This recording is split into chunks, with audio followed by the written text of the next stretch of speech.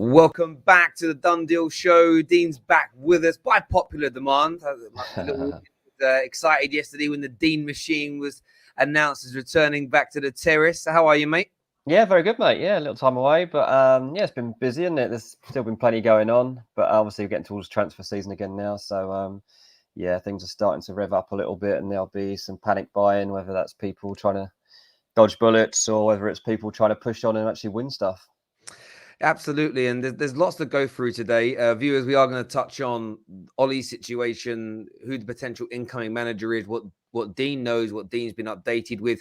We're going to look at Chelsea's contract situations with the likes of Rüdiger, Christensen.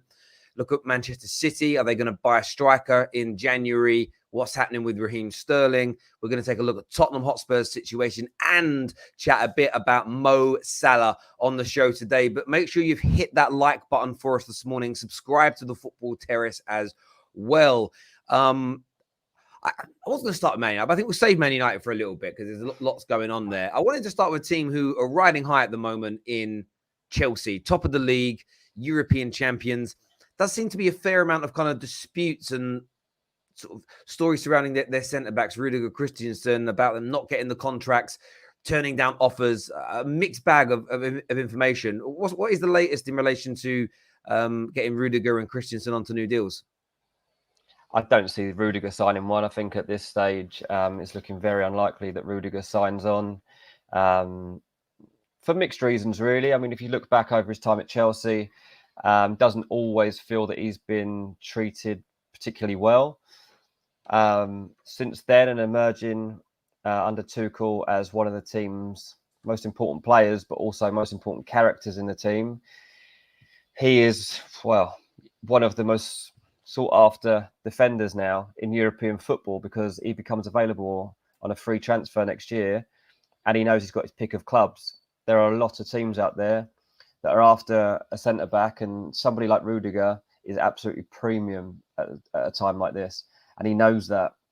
So it's a very interesting time. I mean, obviously he's pushing the boat out for every penny he can get on a wage, and you know the type of money he's looking for. Chelsea don't seem willing to go as high as he wants to, and so it's very, very hard to develop talks. And Christensen looks like it was going well initially, and then maybe he got an idea of what Rüdiger was looking for and decided to change his mind. I don't know exactly what went on there, but certainly the situation changed a little bit and it's not as nailed on. I still think Christensen will probably stay, but it all goes back really to Jules Koundé and what we talked about in the summer and how that deal was looking like it was nailed on. And we were saying that it was because Chelsea were planning for the future and they knew that they had players, 3-4 players in the defence whose contracts were winding down and it was unlikely that they'd all stay. So they wanted to get their ducks in a row before they had to deal with that. Koundé obviously didn't happen, but that's why it was being lined up so they didn't have to worry. But they'll probably revisit that. They'll revisit some other situations because it does look likely that Rüdiger will probably leave. And I guess his big decision really will be which club he picks. The only real English target right now is Tottenham, and then he's got PSG and Madrid and others abroad. Yes, it is. It's an interesting one with Rüdiger. I mean, under Tuchel, he's been brilliant. And I was talking to some Chelsea fans yesterday about how he was kind of one of those names where before Tuchel, if it was announced he was leaving, I feel only maybe 20-30% of the Chelsea fan base would have been up in arms or upset about it. They'd have gone, okay, cool, good player. He's been brilliant under Tuchel. So I think maybe it's going to sting a little deeper in relation to that. But yeah, I mean, the likes of Jules Koundé, although be younger, definitely have a high ceiling. So I can understand why the club want to focus on sort of moving forward and sort of future-proofing itself in that way. How about Christensen? Because what I read, I just wanted to get your take on this, is that he'd agreed a deal, but then now come back and wants a shorter deal, or the other way around. It was a shorter deal, now wants a longer deal. One of the two I read. Yeah, I don't know the exact ins and outs of Christensen. I don't know his people as well, but it does seem, that he kind of wanted to move the goalposts a little bit after initial conversations had gone well. And to be honest with you, Chelsea will want this deal to suit them more than it suits him. He's not as important to them as Rüdiger is. So they need to find some middle ground. I think it will be found personally. Like from what I hear, it's more likely to be found. But I think Chelsea were quite surprised that this came about, because they were very confident that Christensen was almost done, and was just a case of putting pen to paper. But yeah, I think it could still move forward. I mean, the thing is, Tuchel wants them both to stay, and I mean, as a kind of a case of urgency was that Rüdiger stayed. He thinks of him that highly, but it just doesn't look like it's going to happen. It looks like Rüdiger's going to push himself out, and it's an interesting one because, yeah, Chelsea, you're looking at it, and these are European champions. It is a team that are going to challenge for the title, and you wonder why he would want to leave. But players have their own reasons. He doesn't have any loyalty to Chelsea. As I say, there's been issues at the club before now, and maybe that's just playing on his mind. Yeah, absolutely. And there's a big wide world out there as well for people. And I think sometimes as football fans, we can, but Chelsea are in an amazing space. Why would he want to stay? Well, he's won the Champions League there. He must have won a league title at Chelsea. Maybe I'm getting my dates wrong there, but he's achieved stuff. He's done well. There's almost this element of, you have to look at him as a player as well and think, yeah, maybe he's always had desires to play for a particular manager or in another league, and he's now got that opportunity. And if he commits to Chelsea, that's kind of it for the rest of his career. So it'll be interesting to see what happens there. You mentioned Jules Koundé. Is that likely to be something that Chelsea explore in January, or do you see them only really going into the market in the summer of 2022? Yeah, I don't think they'll sign anyone in January unless it was on like a pre-contract for the summer. I don't think they're going to go and spend big money on a centre-back before the situation's solved, because you're still going to have Rüdiger for the rest of the season. I don't think he's going to walk out in Jan.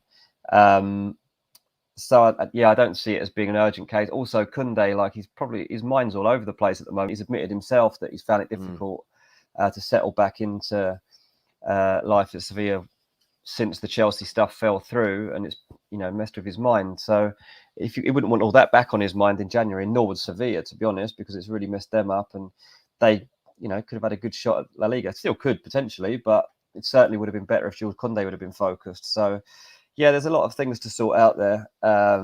He'll be back on the radar for sure, but I just wonder if Chelsea might move on from that and look. Pau Torres is definitely one of the guys they're looking at.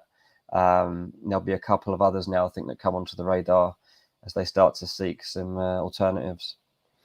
Yeah, no doubt about it. I mean, De Ligt was another player whose name I've seen kind of across social media trending as a player they're looking at. But it's difficult. I mean, he's very expensive. Juve absolutely don't want to lose him. You're looking at a lot of money to sign him, a lot of money on a contract. Obviously, he's brilliant, but I'd be very surprised if he left Juve. Yeah, a lot. I totally agree. Viewers, remember, you can get your questions in for Dean this morning.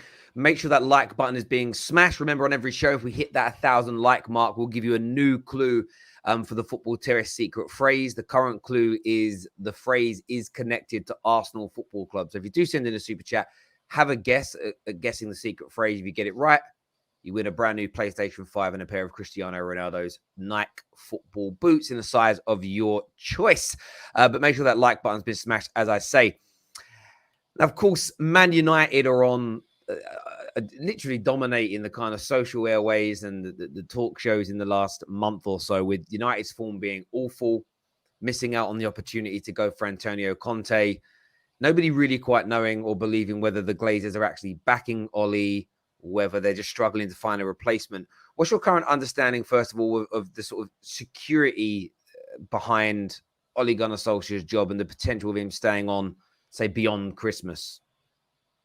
Yeah, he definitely can. I mean, he's had a show of support that is extraordinary. I've never seen anything like it in football. I've never seen an elite football club, a manager backed and backed and backed by a board time and time again when things are clearly not going the way they should be. He wouldn't have lasted at any other club, any other top Champions League club in Europe. We wouldn't have survived this. Imagine Chelsea, imagine Abramovich watching the manager go through times like this. It wouldn't happen.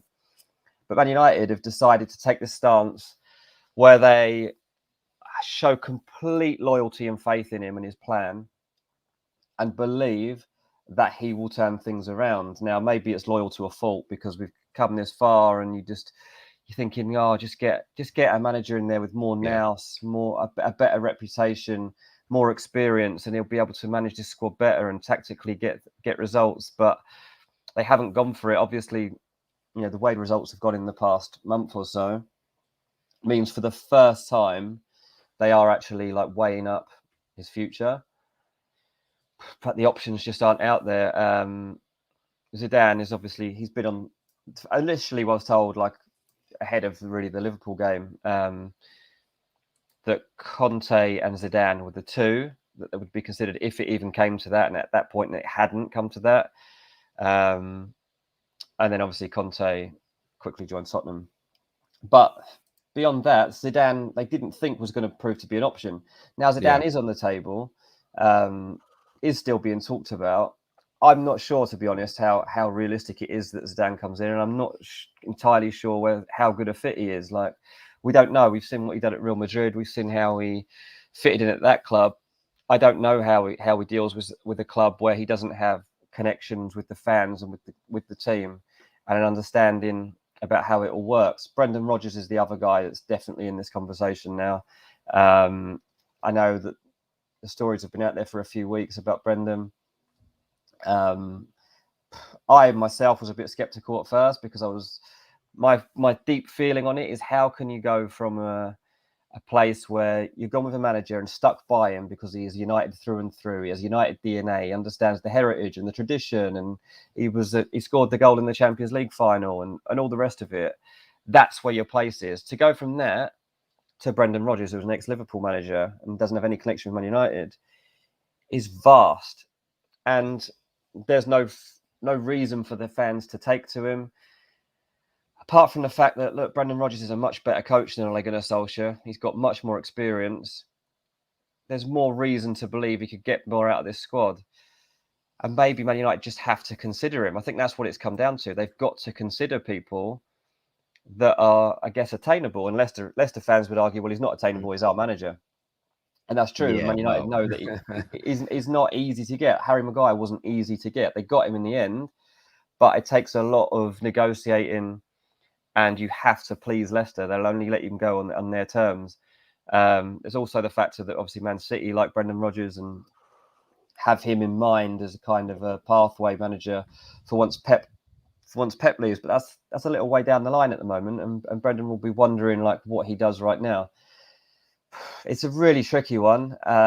United are going to stick by Solskjaer for as long as they can. They'd love to see out the season like this. They would love him to ride the storm and come out the other side of it, finish in the top four, have a run in Champions League, and ideally part ways with him, I think, at the end of a season. I think Brendan Rodgers would prefer to come into it in that situation as well.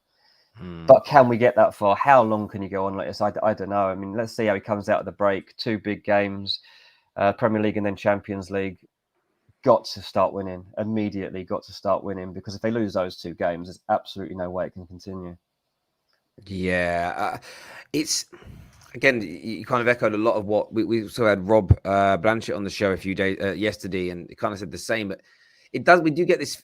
My hope as a Man United fan, this is purely hope, nothing I've heard or been told, because everything flies in the face of it. But you're hoping that the only reason Ollie's still here is because they've been trying to convince their number 1 target to join mid-season, or there's a kind of, I wouldn't even use the word credible, but there's a sort of realistic reason and an understandable reason as to why there's been a delay. But then you look at how quickly, and it's pound for pound, but you look how quickly Norwich and Aston Villa have acted. They've been decisive. They've been quick.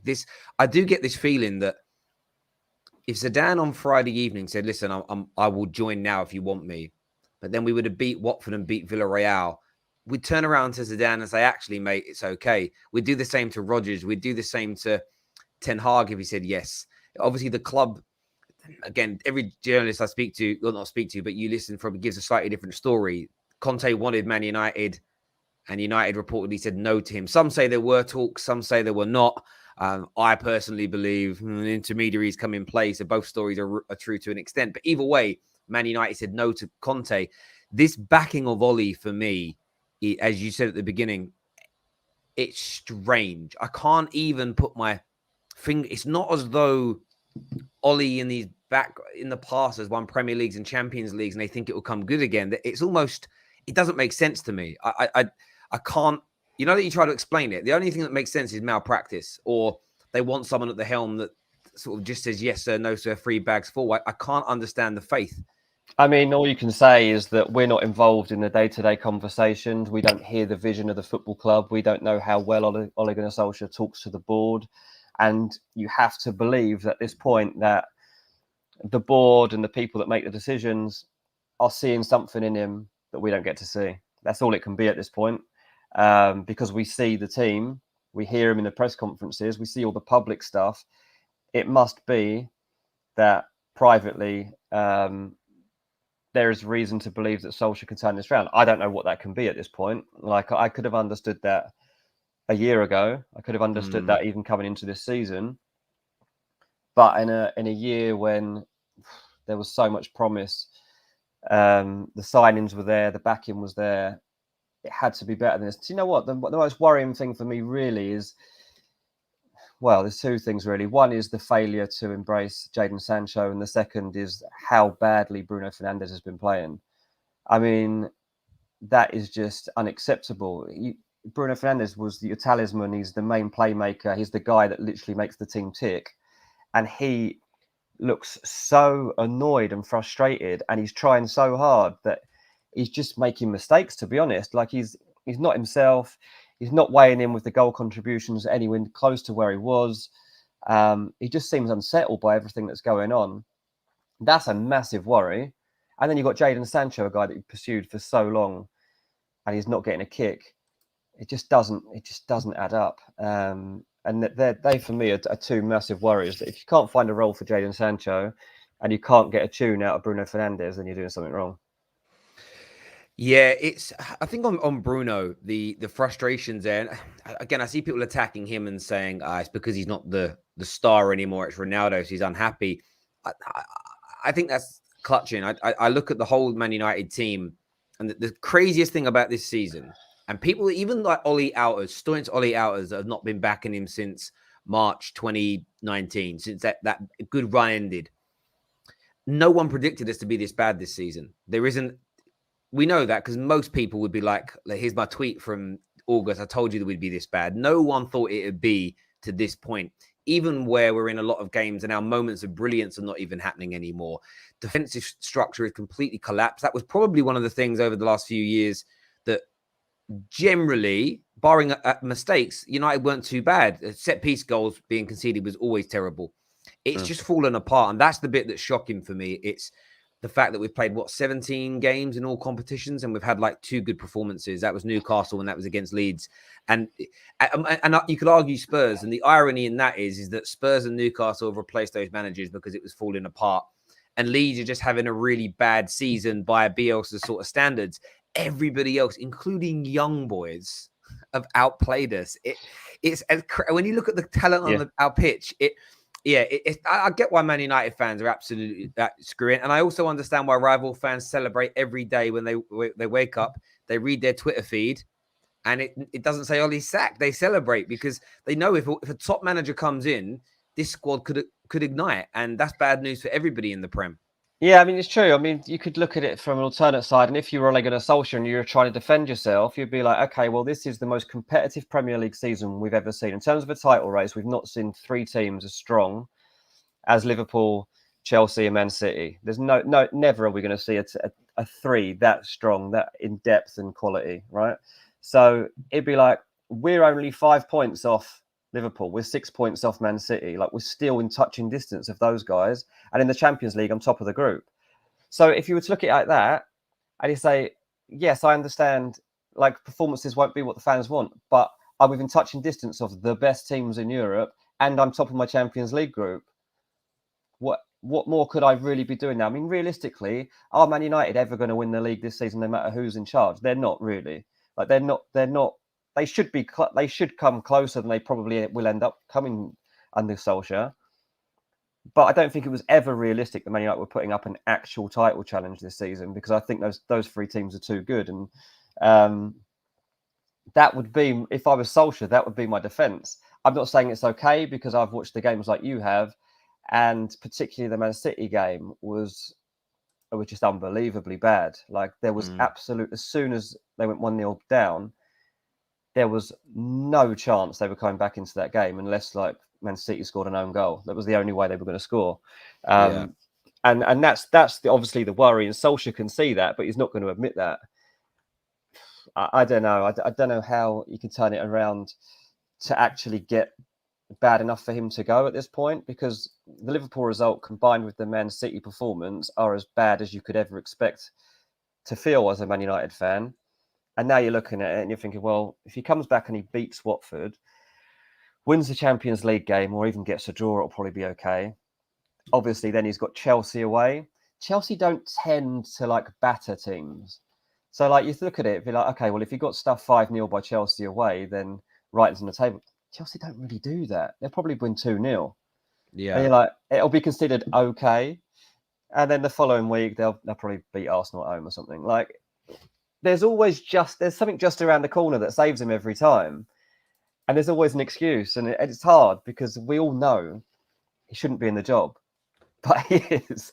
And until the board are absolutely forced to make a change, they're not going to do it because there's no ready succession plan. Yeah, it's painful. It is certainly painful right now as a Man United fan watching. Viewers, any questions you've got, any thoughts you've got, please get them in now to the Football Someone's saying Terrace. I'm on the United board here with all the excuses. I'm just playing devil's advocate here because I hear people that work close to the club and like, look, they are even losing faith. But I do hear the other side of things and say, well, you could look at it like this as well. And sometimes you have to, they are a business. I've got big decisions to make. Just because they change manager doesn't mean things get better. Zidane's not a guarantee that Man United are suddenly Premier League champions. Things might get worse. Who knows? Yeah, no, I completely agree. I completely agree with you and get where you're coming from. And I knew you were playing devil's advocate, but that's the kind of rationale though that this board would use. They don't care, in my opinion, about winning the Premier League. They don't. They care about the income that comes through whatnot. If Ollie misses out on top 4 and goes out the Champions League, I think they'll remove him. If we beat Villarreal and beat Young Boys and go on a good 4 or 5 game run and we're in the hunt of that top 4, they won't sack him. When some people say things like he'll never get sacked, I'm like, he will. But if you look at the pattern of all the other managers, barring Jose's where it was toxic, but by the way, we were already like 10, 12 points away from the top 4. Each managerial sacking has happened when top 4 qualification hasn't been made, or it becomes tumultuous. And until that breaking point happens, this board will just sit on their hands, and they may not believe that rationale. Ollie might go into a meeting and say, well, these 3 teams are better than us. He'll give those reasons. A sensible board will say, shut up, you're done. But the Glazers will go, yeah, that makes sense. Carry on. That's what Dean's saying. He's not saying that it's a good enough reason. He's saying the board accepts it, which I'm not saying he's doing a good job. I'm not saying no, listen, bro. I completely got what you were saying there. But viewers, any views and opinions you've got, let me know now. Get them in. Man City failed to bring a striker in, sometimes struggling to score goals. Big talks of Raheem Sterling leaving. What's your take on that, mate? Yeah, he's frustrated. There's no doubt about it. He's starting to consider his options.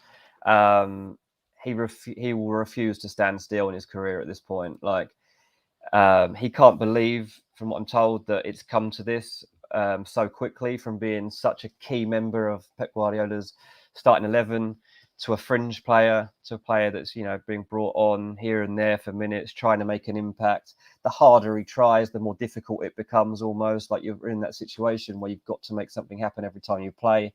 Otherwise, you're not going to be starting the next game.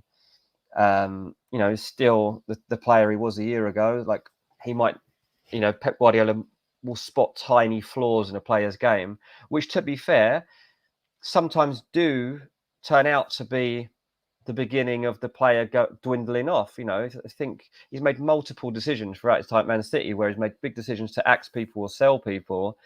It turns out he was right after all, and they go somewhere else, and they weren't quite the player we once were. But Raheem Sterling doesn't believe that. He'll want to push on, and there's no way he'll stay at Man City beyond this season if he can get an opportunity at a big club elsewhere. He's just got to find that club. He's always been keen on going to Spain. We have to wait to see whether that could open up. Real Madrid's unlikely. Barcelona is being talked up at the moment under Xavi. I'm not sure they have the type of money that's needed for Sterling. I mean, I saw a report the other day saying that Sterling could go for £40 million or something. 5-6 months ago, Raheem Sterling was considered a £100 million player by Man City. So I doubt they see that he's had a £60 million drop off just because he's not been in the same form. But yeah, Sterling definitely a situation to look out for. He's frustrated, and if it continues, he'll want to leave. Yeah, there's no doubt. And his form, I was looking statistically at his form in the past year. Barely scoring goals domestically, Champions League record. And you got sort of, he had like a 4.5 year period under Pep where both in the Champions League and Premier League, you know, it was well in the mid to high 20s in terms of all like in goals each season. He was always at that back post. He was scoring in every single tournament. But the last 12 months have been barren. But then again, for England, brilliant. In an England shirt, he's absolutely flying, and that has to be a confidence thing for me. And I feel like a move for him is the most important thing he can do. In terms of City, maybe replacing him or looking at a striker, is that something you think that they may address in January? Because they have gone 6 games so far this season where they haven't been able to register a goal. A lot of people put that down to not having a focal point in the middle. Is that something you think they'll explore?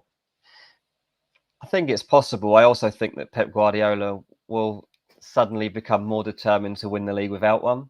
That's my gut feeling at the moment. Obviously, he really wanted Harry Kane. Saw him as the ideal guy to go in there and make sure they won the league and had a better chance of winning the Champions League. Doesn't normally settle for second and third best targets. It's like, if I can't get my man, I'll find something else to work.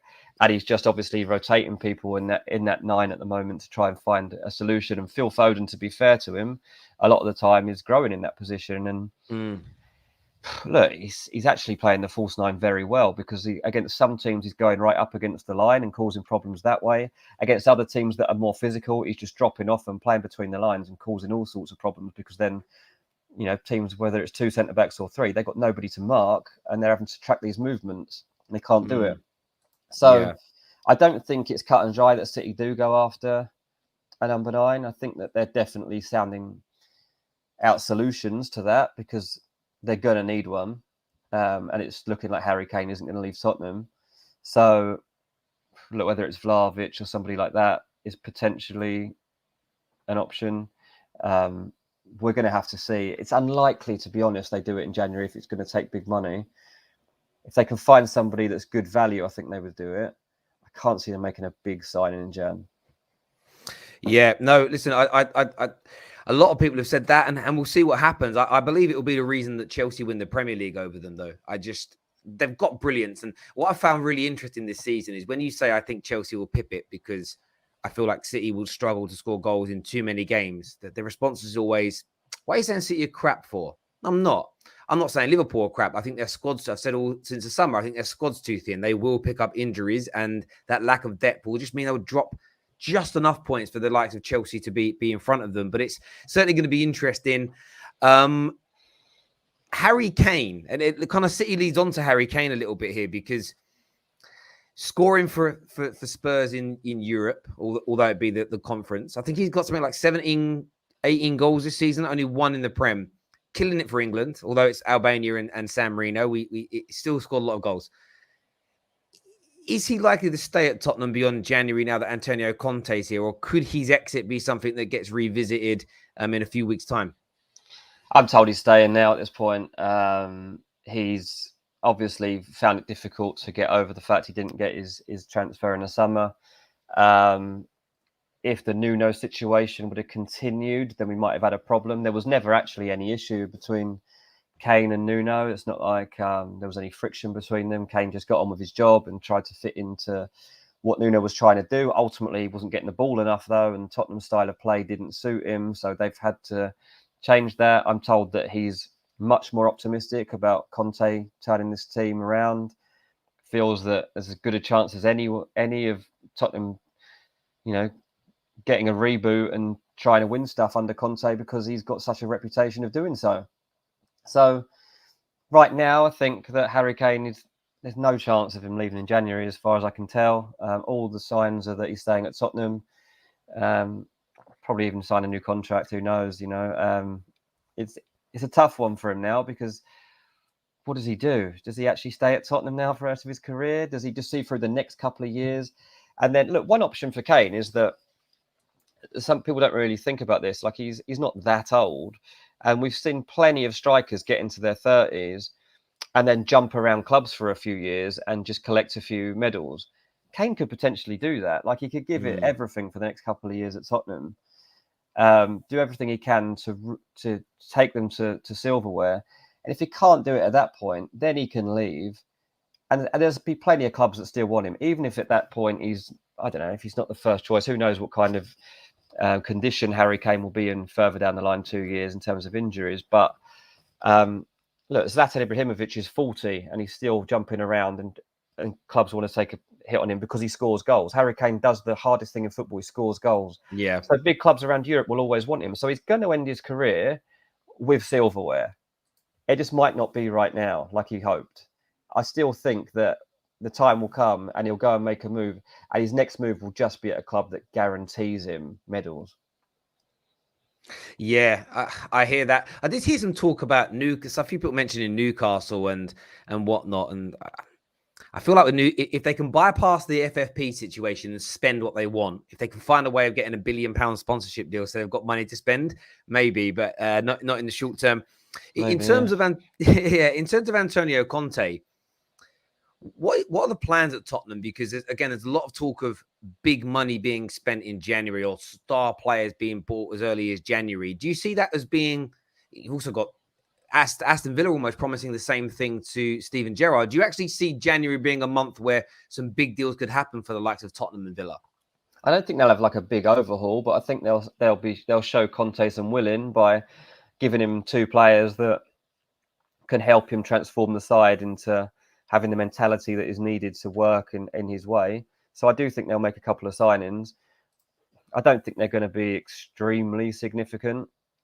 I think that they'll look for, well, they'll still look for another forward. They want to get some more goals in this team, and they want to give Harry Kane some support. They've wanted to do that for a while. They tried it with Lautaro Martinez and couldn't do it. They'll revisit Lautaro Martinez further down the line as well and see if they can give that a go. Ultimately, they're going to be shopping in Italy because that's where all their connections are. Almost all their signings, I think, will come from there of any at any big level, because that's where all their knowledge is, all their connections are at Tottenham at the moment. So we're already seeing that. Obviously, he's going to be linked with pretty much everyone he ever worked with at Inter Milan. And then beyond that, any Serie A player that becomes available or is in good form, like Vlahovic and players like that. So it's hard for me to say that at this point. We're 2 months out of the January window, but there will be some business, and that's kind of part of the terms of Conte coming in, was that they gave him his wish that he would be able to strengthen this team in ways that he felt were needed. Yeah, it's going to be an interesting one for me, and I think that with Antonio Conte coming in, as a Man United fan, it was kind of painful to see. And Conte was never, for me, the kind of manager I wanted in terms of style of play. But at the same time, he's a winner. He's an absolute born winner. And his league record everywhere he has been absolutely exceptional. And you go back to the Kane point you were making. I know he's had 2 games in charge and it hasn't been brilliant, but that isn't a time to judge Conte. I mean, if you look at Conte's first 3 or 4 games in charge of Chelsea, they looked awful, and then they clicked into gear when it worked. And if Spurs can click, it's one of those things again where I know a lot of rivals. I love talking to rivals, but when you mention that Spurs might be able to attract a good star, turn Harry Kane's career around, most rivals just go, no, not happening. It's going to fail, and you can tell that's wishful thinking as opposed to their true opinion. And if Conte can make it click, it can get 2 or 3 signings in that improve the squad depth and quality. They could be an absolute handful. I do look at them as a team that could legitimately take that 4th spot in the Champions League qualification, which with West Ham, Arsenal, United stuttering. So United stuttering, West Ham and Arsenal being in the race. I don't know how to twist my words, go, oh, someone not stuttering, because they'll read it in that way. I think Spurs are there, and I think the difference will be, it's like when I look at Man United versus the other the title contenders. The real difference between all those squads, teams, clubs is the manager. And when you have a world-class manager, I just think it hits differently in terms of the points they can achieve. However, it's how Tottenham as a football club handle the expectation of needing to deliver. That's the one thing you'd say about Tottenham. There is the Spursy gene, if that makes sense, of how do we do when we're expected to start winning, because we've now got one of the best managers in the world. I'm very intrigued to see that dynamic, to be fair. Yeah, exactly. And I mean, you look at somebody you mentioned earlier, Antonio Rüdiger, and Tottenham's interest in him is genuine. And from what he's heard so far, they're probably the club willing to push the boat out the most in terms of salary as well. And if they were to able to sign somebody like Rüdiger, obviously we'd raise our eyebrows a bit, because to go from Chelsea to Tottenham at this point, but it would show their intentions, and you could kind of see maybe Rüdiger's on side with what Conte wants to do. And then they should start to build on that. And that's a statement. You need to make a big statement with signings. So I think that's what they'll look to do. Every signing will be with real purpose now. It'll either be able to really fulfill a need, like supporting Harry Kane or something, or making a statement to the squad, this is where we are heading now. If you can't keep up, say you're Dele Alli, if you're not going to show the right mindset, you're done. I don't think they'll have any stragglers anymore. There'll be nobody able to just ride along on the train for part of the journey. You've got to show everything, or you won't be part of it. Yeah, couldn't agree with you more at all. Couldn't agree with you more at all. Viewers, any questions you've got? We've got a couple of minutes left before we're done. Get any questions in that you want to have. Levy will spend something Poch didn't have. Conte is going to squeeze out the cash. I mean, they've just got to learn from the Poch mistake. If they'd given Poch what he wanted, including those cameras so he could watch the training from high above, maybe they'd have kept on. Spurs know they messed up, don't they? They tried to get him back. They've legitimately asked him to come back, and it just isn't possible. So they know that at that time, they probably did have to part ways because things weren't working out. But you go away, it's like seeing a girl for a long time, and then you think you need to split up, and you do split up, and you're like, actually, no, we got on quite well, didn't we? Should we get back together? And you either can do it or you can't do it. And Pochettino's with one of the most glamorous clubs in the world and getting paid a lot of money, so he's like, you can't afford me anymore, I'm afraid. Yeah, no, I completely. He might come back one day, That wouldn't surprise me. Yeah, he definitely could. I think on that point, it's more. And again, I know Spurs fans wanted their board out and their owners out, like Man United fans wanted the Glazers out. But I always looked at it and thought, are they really? I just felt like they went through a couple of year period where they just lost their way. As in, they didn't back Poch. They went for this Jose experiment. It didn't work. Did an awful job in the summer of replacing Jose Mourinho. But I feel with the appointment of Conte, there's an element of actually, there's just almost different manager, but let's just do what Poch wanted. Is in, let's back him, let's spend some money, let's go for it. Let's keep a top class manager happy. Yeah, because when they had a happy top level manager, they were doing really well. Exactly. I think there's a message here for all clubs. When you've got a world class manager, unless you know you can keep bringing in world class managers like Chelsea have invariably done, stop pissing them off and give them what they want. Yeah, it's just give them what they want, and they deliver results. It's a very easy formula. It's not rocket science, but there we go. Everyone that's tuned in, a massive thank you to each and every single one of you. We really appreciate it, Dean. Pleasure to have you back on the terrace. Yeah, cheers for having me back. Glad to be here. These updates. No worries. Yeah. And everyone who's tuned in, thank you. Take care. Goodbye. God bless. And we'll see you all again